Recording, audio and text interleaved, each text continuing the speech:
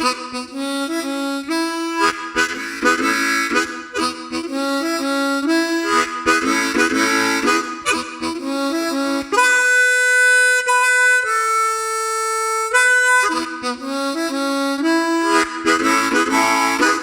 back to the Turn the Music podcast. This is episode 28. We are on measure 6 of The Spirit of Music by Victor Wooten. And to discuss the book, we have CJ. How are you this evening, sir? Doing all right. A little overtired, but I'm doing all right. A little punchy. Well, that's good, I guess. That'll make things interesting. Yeah. How about yourself? I'm all right. Surviving. Yeah. Doing okay. Has it already been a week at work and it's only been 3 days? It's been several weeks. So, yeah. Yeah, I'm tired of dumb people is what it comes down to. It's getting... So, yeah, here's the story from yesterday. Why not? Why not? So, as you know, I do work for the government, and one of the things we have to do... So, we have certain software that we're allowed to use and certain software that we're not allowed to use. Actually, that's not true. We only have certain software that's approved. So, and then when we get rid of laptops, we have to destroy the hard drives or erase them. So the software that we use to erase the hard drives is no longer certified because someone didn't renew it. Okay. So I have 104 laptops that I'm trying to decommission that I can't because I can't erase the hard drives. Now, some of them I can pull the hard drives out and we have a hard drive like shredder. Right. I can destroy them.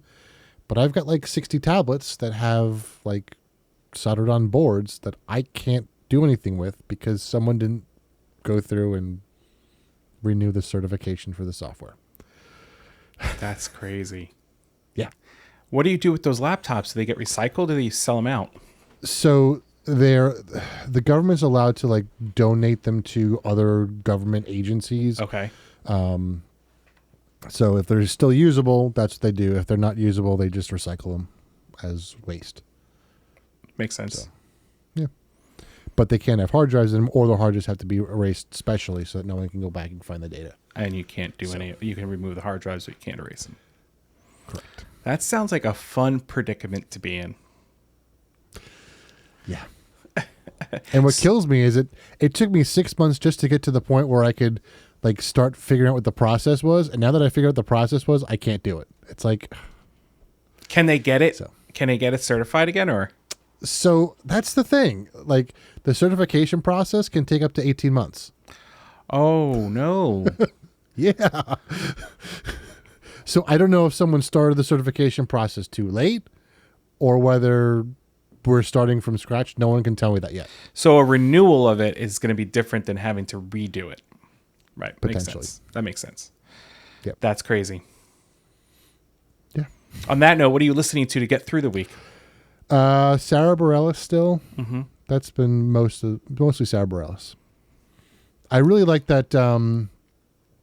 What's the name of the album? I can't think of it. It's Brave and something. It's the one live from the Playhouse in Atlanta. I'd open up Rune, but Rune decided to not work for me this evening. So, hang on. And all those that are watching this on YouTube, I've disappeared on the screen. Oh, look at that. Sorry, he'll be right back. That's fine. I forgot about that. We're still working out kinks with Google Brave Meets Enough and Zoom and all that stuff. Brave Enough? Brave Enough. It's just her. It's right. her and a piano and a guitar. So it's just her. It's not live. It is live. Oh, it is live. Is that the Yes. one that we've played before? Yes. Okay. Yes. That makes sense. That's the one that's got Goodbye Yellow Brick Road at the very end. Yes. That's a great album. That is a very good Sitting album. on the dock of the bay. Good album. Yeah. So that and podcasts. So that's about it. What about you?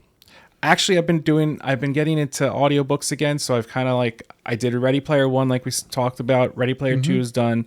And the author that wrote those two wrote a book called Armada, which is about an alien invasion, but it still has to do with video games. It's a very, very interesting concept it's basically conspiracy theory as to why there's video games and that the government has control over the video games. Interesting. Yeah, it's a very interesting. And I again, Will Wheaton reads it, so I like the way he does it. So I started listening to that. Cool. So I've kind of been doing more audiobooks lately. Not that I'm not listening to music, it's just that in the car, like I can knock out 45 minutes one way on an audiobook. Right. So this book will be done in a week or so. Nice. You know, so and because work's been a little not slow in the sense that I'm doing things, but not things that like I can't listen to music to into my headphones while I'm doing it. So I've actually been listening to the audiobook. Gotcha. Yeah. But otherwise, that's it. I actually do have. So this, before this episode came out, we did the past. Actually, this past Sunday is going to be Tripnotics from Victor Wooten. But the 2 Sundays before that, we did his Sword and Stone and his Words and Tones. Yep. And I kind of have those 2 lined up that I want to listen to because I don't think I've listened to those enough yet. Gotcha. That's the next thing for me. Nice. Yeah. But that's it outside of that. Cool. And a lot of Cyndi Lauper because my son's just completely addicted to, and some Disney music. And I catch myself singing these songs like in the car driving by myself because because they're catchy and they get in your head, and you know. Yeah, they are. And I'm singing theme songs. I'm like, what? Theme songs. He was just watching Doc McStuffins, and I'm sitting there singing the theme song as the theme's going on. And my wife just goes like this. She just looks at me with like the side eye. She's like, what are you doing? Oh, boy. Yeah. That could be worse. Yeah, could be. Could be a lot worse. But so, the book. So we are on measure 6, entitled Opposites Attract. And the tagline is, I no longer believed him. I knew he was right. And I'll be honest, I read this last week and I forgot what I read. So here's the thing. I try to read through it. Not read through it, but like I do the underlining for it like a couple days before we record because I know I need to keep it fresh in my head. This is like we're getting the history of Ali. Yes. Of where he comes from and why he feels the way he feels. So there's not a lot of like there's some philosophical stuff in here, but it's a lot of background of the character to understand where Ali comes from. Do you want me to? Where do you come in with some stuff so we can see what That's what I'm trying to figure out. Like I have a couple of things highlighted in the beginning, but nothing that like is those one-liners that we talk about and kind of dissect. Right. It looks like page 97 is where I start. Okay, so let's get some background on this. Yeah, so last week they pulled off the side of the road to rest and get to know each other a little bit. They left the radio on in case the radio went off to know that the guys that were chasing them were coming back, and that's kind of where we are. So take it from there. Right. Well, I think that... Hold on a second. You said 97. Yep. Okay, so that gets into more of the stuff. Yeah, we learn about like what he is, what he went through. Yep. That he's a minister. He tried to build a church. Right. He was talking about how he had to make a decision and all that stuff. So I think on page 96 is where it's important that we talk a little bit more about. So sure. Ali talks about a moment where he was getting distraught because of the fact that people weren't coming to church and this wasn't working out and this and that and all that stuff. And he was talking about that. So he talks about how there were these 2 guys in the church dressed in black and had headphones on, like the guys we've been introduced to prior. And then he said that the choir went to go sing and nothing came out of their voice. And even before then, yes, the church bell that normally rings did not ring. it either didn't ring or it rang but no sound came out. Right. And he said that all like surrounding sounds like birds and everything like that, he did not hear anything. Mm-hmm. So, and then he goes on and, well, you go to what you said. You said on 97 you had something. Sorry, I went back to 96. No, sorry. So Victor, so they were talking about why these men were trying to steal their music. And Victor asked, what is it about music? And Ollie's response was, I think it's because we know real music. We know her power. I don't know how much you know, but because they also follow you, you must know something. And so Victor commented he referred to her as a female, and he asked her why he referred to music as a female. And Ollie responds, only female can make you do something without force. Music make you agree with each other. When music play, no one think about politics, religion, race, or even right and wrong. Even we tune together before we play. So this is something that I've talked about a lot, that, music does more religious stuff than religion does in some cases, because there's a lot of what music does for me anyways, is it brings people together. And there's a lot of religion and beliefs out there that pull people apart. And I think that music in some cases can be a better religion than religion itself. Right. And we talked about it, I think, in the previous episode, that a lot of the religions too are doing the same thing. Mm-hmm. Their beliefs are the same. Yeah. I'm not saying everything.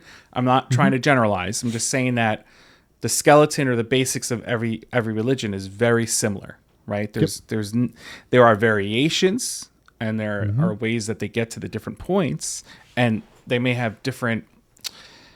Some may have more gods, and some may have, just all that stuff. But music, no matter what. For those watching on YouTube, I'm going to fix CJ's camera because it's driving me nuts. So, because you had that black line that's above it.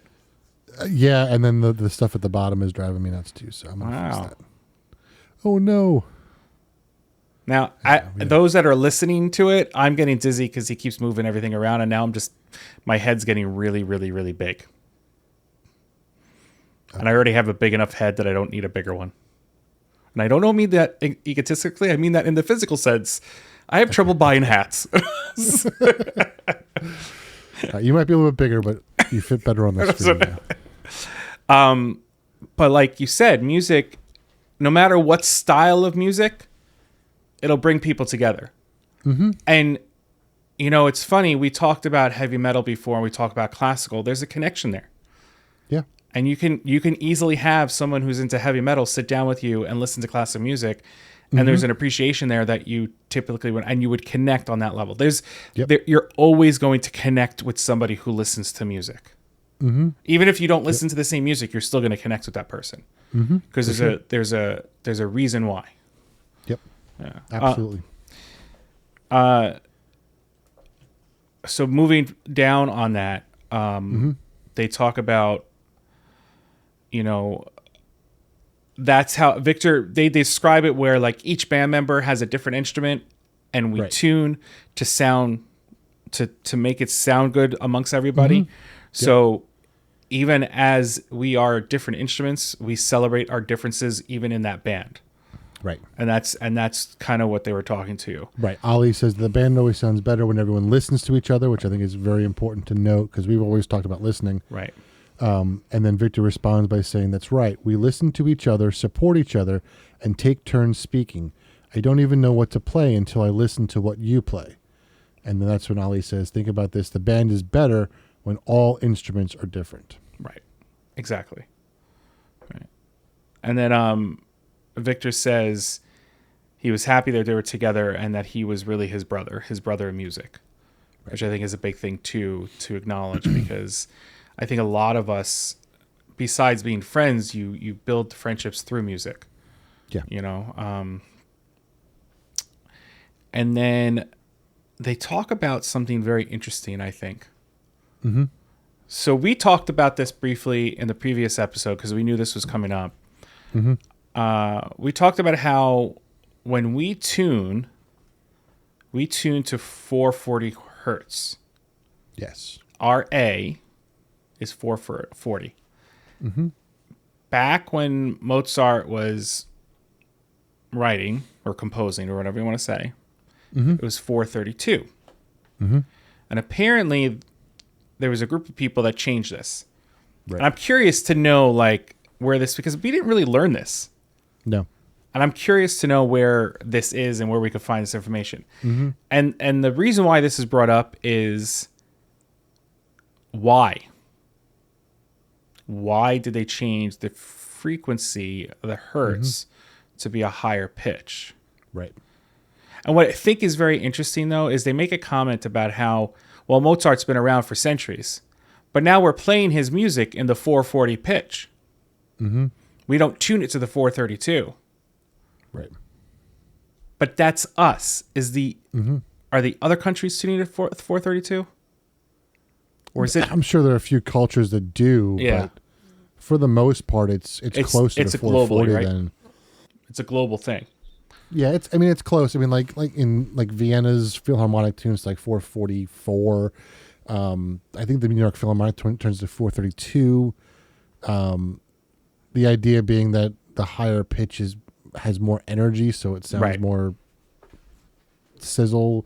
Like the Boston Pops does even higher, I think. Okay. Because it's just it gives that like little zing kind of a feel to it. That would be some interesting information to find out and share out. Yeah. Maybe we'll do a little research on that. Then they talk, well, and then they said Mozart is here for many hundred years. How long does music last today? And Victor goes about 3 months. Right. I think that's hysterical because they both laugh about it. But I mean, if you think about it, like think about there's music that came after Mozart. So if it really did change after Mozart, like Beethoven came after Mozart-ish. Mm-hmm. So was he 440? His Right. music's been around for a couple That's the hundred question. years. Like where Liszt has been around forever. Like. And it's funny. We've read this years, twice, and we never did the research. Yeah, I mean, because you're just so used to it. Right. There's, and the book that he's talking about, they don't give a title of the book in the previous earlier. So it's not even like we can go out and find this book. Yeah. It's very interesting why it's changed, and they say it's like, is it for control? Is it for this? Is it for that? Is it for clarity? And he said something. Where did he say it? Maybe they make our tuning frequency a little off to make our vibrations smaller, less powerful than in Mozart's time. So if you think about it, when they raise the pitch, right, the pitch is getting higher, so the vibrations are actually getting smaller, but they're also more intense. Right. So, you can think about it both ways. The higher frequencies travel further, but the bigger frequencies tend to hit you harder, like the bass. Like that's a bigger frequency. And the higher the vibration, the more solid it becomes, Right. because it gets to a point where there's no vibration. Well, I don't agree with that. No. I'm saying that more of a because everything that vibrates always vibrates no matter what. Right. I'm saying that more Never of a stops. What's the word? I can't think of the word. But just because of the fact, like you said, it becomes a solid object. Yeah, almost. Yeah. Like the Flash. He vibrates fast enough he can go through things. Not Flash Gordon. But he is the ruler of the universe. So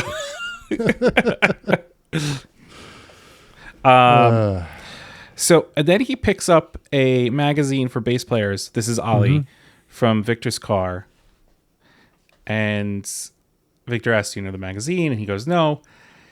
And this is something that I highlighted, and you probably did the same. It's a paragraph and this is the phrase I was looking for last week that I could not find. What I'm about to read? I think so. The one where it says, I realized something in your land? Yep. Okay. So this is Ali speaking to Victor. I realized something. And now, mind you, Ali has an accent, so the way we're reading it is just the way it's written. So it sounds like a little bit like broken English, but that's just because he's... So it says, I realized something.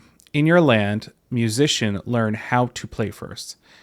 Everything about how to play and what to play. In my tribe, we learn why to play.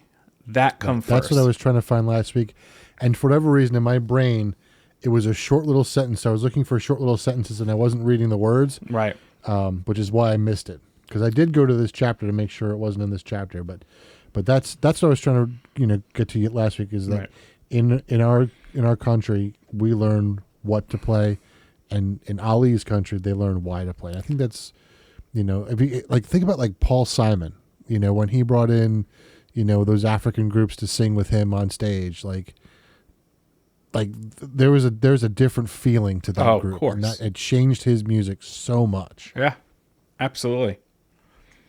And it says, so to continue that paragraph, we must have good reason for why before we learn more. You see, anyone can play because everyone have music inside. But with the elders, which they talk about how he learned about his ministry and all that stuff, you must show your calling before they take you further. If they accept you, if music accept you, then you learn true power. Right.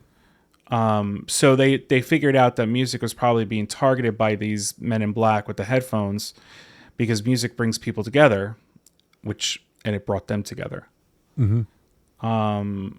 And further down, it states, well, hold on a second. I'll just make sure I have context to this. Ali says, music don't need your belief. She accepts everyone. People come to enjoy healing, fellowship, or only to experience. Everyone allowed to choose how to be. There are not many things that are like that. And that even and this, it even goes to religion, because religion, you have to follow, and I'm going to put this with quotation marks in the air quotes, what their guidelines are, essentially, to be a part and to be considered a true person of that religion. And like I said, it's not a mocking, it's just stating a fact and all that stuff. Like I have friends that hold their faith, and I respect that, and I think it's fantastic that they do that, especially in this day and age, and I know I've said it before, which is hard to do. So, but it's true.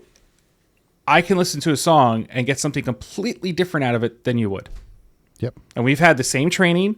We've had very similar teachers. We've gone through very similar things and very similar experiences. But we're going to take completely different things out of it because of how we feel the music. Right. Yeah. And I think it's interesting to think about like Victor's brothers, for example. Like Reggie taught all of them, and if you listen to them perform, even though they've been playing together for their entire lives, each one of them is different. Oh yeah. When they play their stuff, like it's a different feel.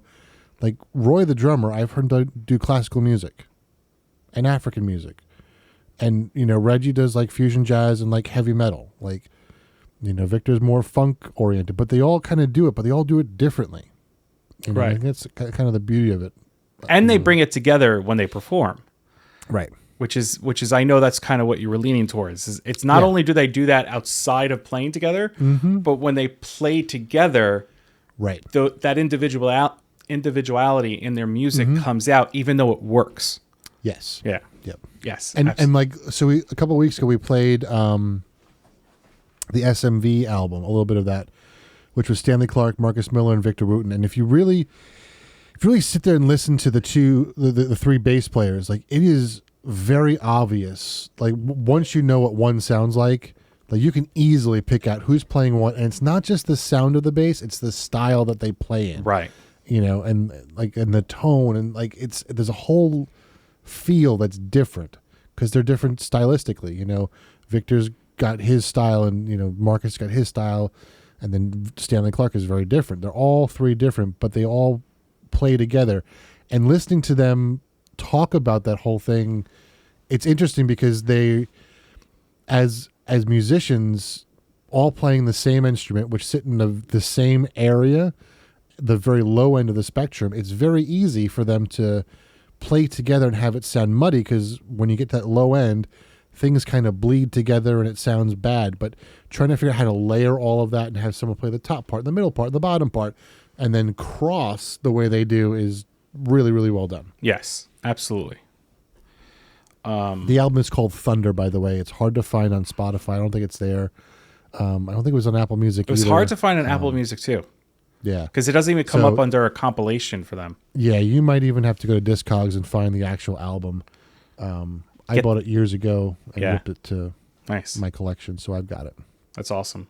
Although Rune won't open right now, so I can't listen to it. So they even compare it to sports, where sports brings people together, but there's still a competition there because you have two sides of the field. Right. I'm not saying that it's not a, I'm sure you've seen, and we've all seen the true fights and the friendly fights, but unfortunately it is separated. And they say religion is similar, but music is freer than that. Yep. This is what I liked, what Ali said. He goes, "In my small village, we have no religion. The elders say belief is individual. We share belief with each other, but I don't have to believe like you. Thinking, knowledge, experience, all the same, individual. Religion should be individual too." Mm-hmm.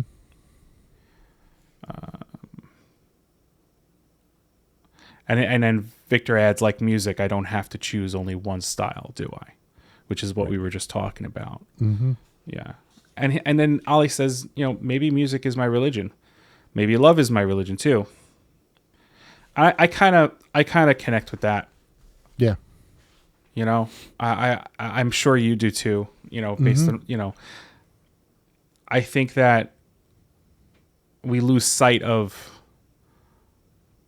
just kindness in everything that we do. Yep. Like, we're so quick to be upset or angered by somebody. Right.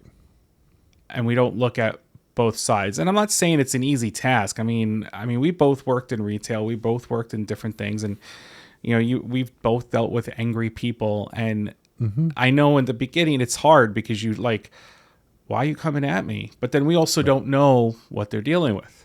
Mm-hmm. We don't know why they're, in front of us yelling. And until you figure that out, you may realize that there's a whole other issue going on. And I'm not saying that there are times that you just have a person there that's they're just who they are. They're just a mean, bad person.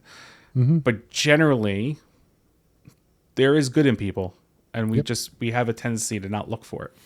Right. So, what more do you have moving forward from this? I wanted to comment on something, but I forget what it was. So, I remember what it was. It's a quote that we're going to get to later on in the book. Victor asked one of the characters in the book, and I'm not going to give it away, but he asks what religion you are, and he responds by saying, "If I have to choose one, I cannot answer that question," which I think kind of what we're talking about. And I when I heard that and read that the first time and listened to it, to hear it, it's so good. Yeah. It's so good because I kind of feel that there's bits and pieces of each religion that I'm kind of like, okay, I like that. I like that. Yeah. I don't like that. I don't like that, but I like this and I like that. It's very, very interesting. They continue their conversation, and this I thought was the interesting. Victor states he likes the idea of people choosing their own beliefs. And, they said, what was it? He turned to me and whispered, "But I don't care." Anyway, so Ali says there is a place beyond belief. And Victor says, "What is that?" "In your language, it is called knowing." Which really goes to what Michael was all about in the first book, is just knowing. Yep. Like, you already know it. It's just you need to formulate it based upon what you have in front of you. And he says, we only believe what we don't truly know, like monsters, ghosts, and things like that. Right. And And then the last thing Ali says, in all religion books I read, no master ever say what they believe. They only say what they know. When you know, you don't believe. To know is the key. And then that brings us to what the, did you read it earlier? The chapter, you know how it has the, Yeah, I think so. yeah, that's what brings us to, I no longer believed him. I knew he was right. Yep. Where do we go from here? I'm trying to figure out how do we get into this next part? Well, okay, so I'm gonna paraphrase a little bit, and then maybe it'll help trigger for you. Sure. They talk a little bit more about, like Victor talks about trying to figure out his words, and then he brings up Jonathan, as we know was his student at the beginning, and Ali asked if they took him, and Victor doesn't know if they did or not. He goes, "We must be careful, and they must stay together." He hopes that Jonathan's okay. He goes, I don't know if Jonathan, Victor says, I don't know if Jonathan saw him or not. And then Ali said, Asa, who is the elder that mentored him, she had a saying, and the saying was, never say what you not going to do, because that is your first step to doing it. Yep. And it took me a moment to kind of like really let that sit in. Does that help you go into what you want to go into? Yeah, so a little bit later on, they start talking about opposites. So Ali says, when you make a declaration or promise, life make it possible for you to prove yourself. And then later on, he says, this is the one I like. A smart man called Einstein wrote about relativity. He said, everything is moving relative to everything else. I see it as a principle of how opposites attract to each other. It is more than a theory. Every physical thing on this planet work by this principle. You see, you have to have something. You see, to have something, you must also have something else. To know the speed of something, you must also know the speed of something else. I think that's what Einstein was saying. And that leads into a little bit further on. He then says, in this time, this existence, we live by opposites. We move ahead by pushing back. We jump up by pushing down. We use dirt to grow beautiful flower. You see, this is what I was talking about. It's much more than a theory.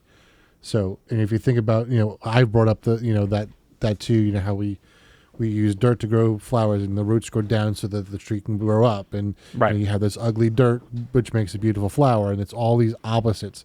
And we would talk about the yin and yang and all that sort of stuff, these last two books. And I think it's so important. And then this is one that Victor did in a webinar that I saw during COVID, where it was around the time of the riots and all that stuff that was going on. Was it 2020, 2021, something like that. He was very quiet during this whole webinar, and at the very end, someone asked him, like, what are you thinking about? With all this negativity going on, and he responded with more or less this quote. Which is what Ali says, but he says, opposites like a slingshot. The further you pull back, the further it shoots forward. That's what he said. He said, we might be going down right now and going down fast, but what's going to happen is because of the law of opposites, we're going to shoot farther, faster once we get around the corner. Right. And not to bring politics into this, which is what we're doing, but there is that whole entire concept where if you follow politics, there is this ebb and flow. There is this, we drop down and then we go back up, and we drop down and go back. And I'd like to think that every time we come back up learning and being better from what we were down at. And it's just like anything we do in life, like we're going to trip and fall, but what we need to do is pick ourselves back up and learn from that trip and fall versus, I can't believe I tripped and fell. I can't move forward now. No, okay, why did I trip and fall? Oh, there was a rock in the middle of the road and I wasn't paying it. Like it's just that idea, yeah. And then and all of this relates to that saying that you said earlier, that you never say what you're not going to do, because that's the first step to doing it. Right. Because that's an opposite right there, and a lot of people don't realize that's an opposite right there. Right. And further down, Ali states, here's the problem. And I think this is so, and it's amazing. This book was written in what year again? I don't remember. I think this one was like late 2000s. 2021 right. is the copyright. So but he wrote it before that. Yeah, 2020. It was before then because I saw him in 2018 or 19, and when the I book saw was out him, already. he said he just finished writing the book. Okay, And so let's say at the publisher 2000, being proofread like or something. like late teens, whatever. Yeah, it was around then. I still think what Ollie says here is so important today. To be a good person in a good situation is too easy. Life knows that. So life give you a bad situation to be good in. Now this should make being good easier, but we focus on the bad situation too much. We lose focus of our original goal, like me and my church, talking about how he fell to that dark side. He let his dark side take over his purpose to be the light. And I think that's, Yep. I think right now we're dealing with that on a global scale. Yep. And I'm sure, we could get into full conversations and everybody has their own thoughts and process to it. And everybody has a right to their own opinion and all that stuff, but we're dealing with a lot of things globally that kind of plays to this. Yep. I mean, look at Maui, and what happened there and the devastation there, and how everybody's like, well, he's sending money to the Ukraine, but he's not. Like, he was on board helping Maui. It's just that I don't think he's big on, I'm going to go talk to he's big on doing the things that he has to do. He doesn't need to be right out in front. And this is not me putting down the previous president. I'm just saying this individual that we have as president is like, he's doing things. Yeah. It's just, he's not out there stating what's happening at that moment in time because he's focused on that. It's like, what's that thing? It's like they say, like, don't talk about what you're doing because like other people are going to, I forget what it is. And I don't think it's this, but I remember there's just something that's written in on the whiteboard of one of our rooms. It says, "Are you talking about what you're doing, or are you doing what you're talking about?" Right, like that kind of concept. Yeah. No. Because the more you talk about it and the more it's out there, the more people are gonna be aware of it, and they may try to stop you from doing what you want to do or interject things that take you away from it. Whereas like if you just do it, you're not going to get distracted. Right. And I think that if you generalize what's happening, that's what's happening with the president. Like, yeah, he's helping the Ukraine because if he doesn't help the Ukraine, there's going to be a bigger issue and it's going to affect everybody globally. Right. But he is helping Maui. But the thing is, people are more focused on the Ukraine than they were on Maui at the time. Right. And for me, it was very difficult to see that because I did spend a week in that location back in the early 2000s, and that place was beautiful, and I was hoping to go back to it. So I just hope for whoever is down there, whoever's dealing with it, that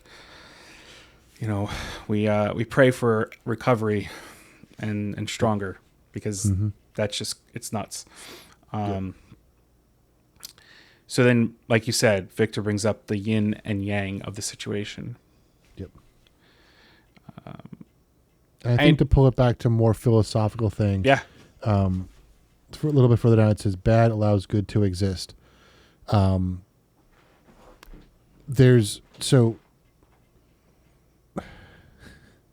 to remember where I heard this.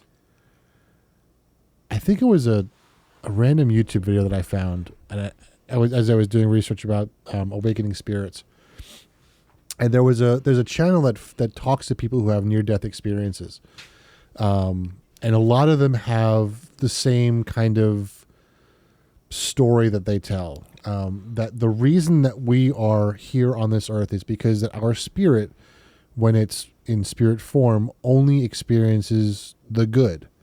It doesn't experience the bad. So that the reason that we have life here on earth is to experience hurt and death and pain. Otherwise we wouldn't know that. So this is more of a learning experience for our souls, some people believe. But if you go back to the first book, when they're talking with Isis, one of the things that chapter talks about is space. And one of the quotes in that chapter is, if there were no space, all music that we're ever playing would still be playing. Right. Because you can't have music couldn't stop. It would just keep going forever. So you have to have that, space in order to have music. That's the most important thing in some cases. Right. So, right. So for those who are interested in all that stuff that Kyle just talked about, there are two things I highly recommend you go into and check out. One, Joshua Gates, Expedition Unknown, Afterlife. It's a 4-episode thing. It's so well done, and he does it. It's a very he does paranormal research and stuff like that. But the way he handles the afterlife thing is so well done. Then there is an author out there called Mary Roach, who writes their fiction books, and there's one. It's called Spook, and it's about what happens to us after we die. And it talks about paranormal and everything, but it's a scientific approach to what happens to the consciousness. And between these two things, they talk about the studies that have been going on, beliefs. So it's very interesting. And I bring that up just because a lot of what you said is in that. Mm-hmm. It's very, very interesting. So, and here's the creepy part. Have you ever read the book by, what's his name? Oliver, the guy who wrote Awakenings. He wrote a book called Musicophilia. Why can't I remember the name of the guy? I'm going to try to find out. Musicophilia. It's a book written by, and I love the author, Oliver Sacks. And he talks about music and the different experiences and how people are talented and how people learn it and how some people just know it and all that stuff. And he talks about, there's this one guy in the book he talks about who had a near-death experience and came back and was able to play music like he's played it for all his life. But prior to the near-death experience, he's never had that ability. I was watching the Afterlife series, those 4 episodes with Joshua Gates. And this was a few years after that guy was on the show. And it freaked me out. Like, I got chills because I'm like, there's totally two different things. But it just goes to show you how there's just this. It's interesting. It's like a full circle thing. Yep. Mm-hmm. Yeah. So, yeah. See, we could get philosophical on here too. Mm-hmm. We sure can. Let's talk about. Moving forward on this, because there's not much left within this chapter. They talk about. Victor says, what do opposites have to do with us? And then Ollie says, my teachers say when situations appear, though, it is always the result of something. So his mentor, it could be a result of something we asked for. Maybe a desire we have or a statement we make. And he learned from his elders, when you have a problem, look for the opposite.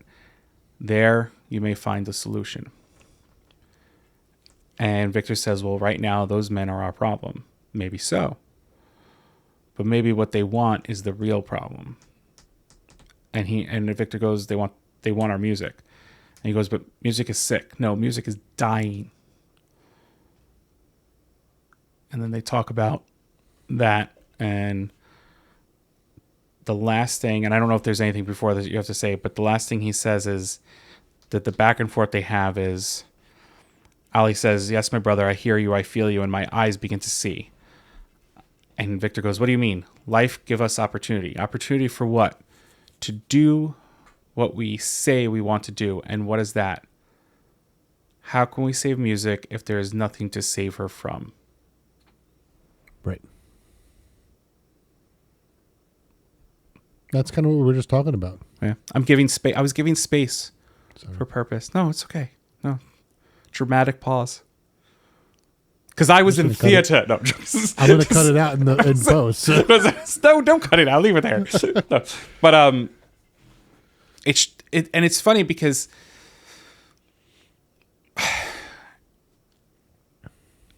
if you think about it, I'm still processing this book. I've read it and then I've did the audiobook and I'm reading it again as I go through it, like the chapters prior to us recording. Yep. And I still try to piece together how he put this together. Mm-hmm. And the representation of everything within the book. Yep. Yeah. It's very interesting. These men in black with the headphones are very interesting. I'm going to say creature because I don't know where he pulled this from. I mean, I have my theories, but just it's very smart. Yeah. With how he approaches the philosophy of this. Yep. Without going off onto these tangents where you're like, why am I reading this? Like, what's going on? Like, you want to know. So. And Victor does get slapped in the book several times. Not by Will Smith. How long have you been waiting to say that? I don't know. You brought up Men in Black. I was like, we got to throw my Men in Black jokes on. Well, they're called Men in Black in the book. Will Smith. They're called Men in Black in the book. That's true. With headphones. Yep. Blinking lights. It's got to be the Beats headphones. I'm sure.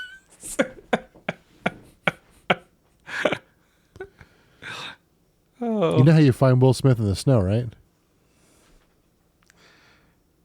Are you going to have to cut this joke out? No. Oh, No. You look for the Fresh Prince. Oh, my goodness. Wow. For all those that have been listening to us each week, I'm sorry this has ended your journey with us after that joke. Actually, I want to thank everybody who's been listening the past few weeks. We really do appreciate it. We see the numbers, we see the downloads, and it's been great. And we thank you for joining us on this journey through this book. And please, any feedback you have, anything you want to share or say, please. Yeah, if you like the jokes, let me know. I got plenty more. No, tell him you don't like them so he doesn't have more. So, actually, I did a dad joke the other day, though. I was sitting at the table and I was talking about some pain that I was having in my legs. And I was asking about shingles. And my stepfather was saying how that they need to go get checked for it because of their age and everything like that. And he goes, I keep asking her about shingles. When are we going to do? What are we going to get? Because shingles. And I told my mom, I said, next time you ask him, is that I don't want shingles. We have vinyl siding. Wah, wah. Wah, wah. Oh, yes. I was not kicked out of the house, but I stopped talking the rest of the night.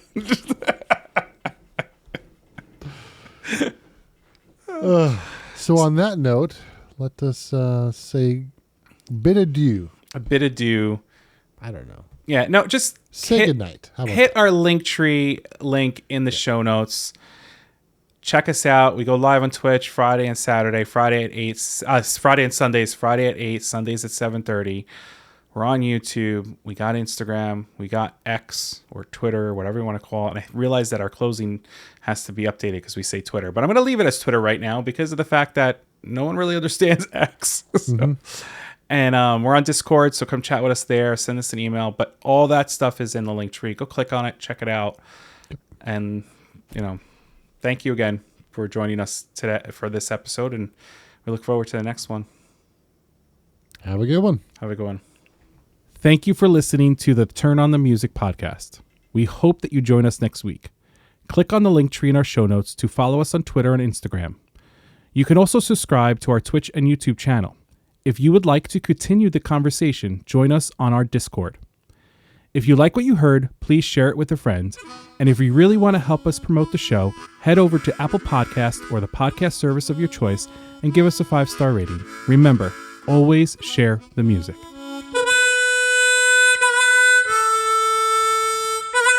Thank you.